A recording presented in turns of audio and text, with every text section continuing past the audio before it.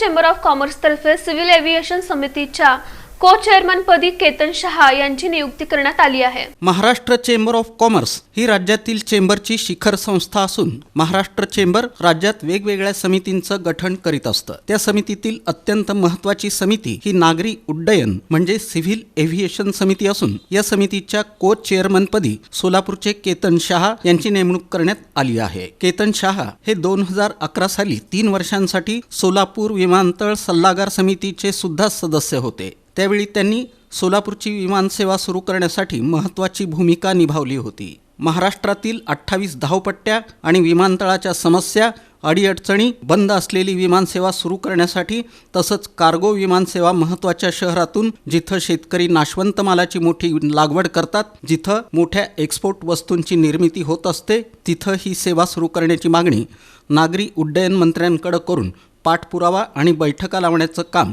या समितीचं असून या कामाचा अनुभव केतन शहा यांना असून त्यामुळंच महाराष्ट्र चेंबरचे अध्यक्ष ललित गांधी यांनी ही नेमणूक केली असून राज्यातील उद्योजक, व्यापारी आणि संलग्न चेंबरतर्फे केतन शहा यांचं अभिनंदन करण्यात येत आहे।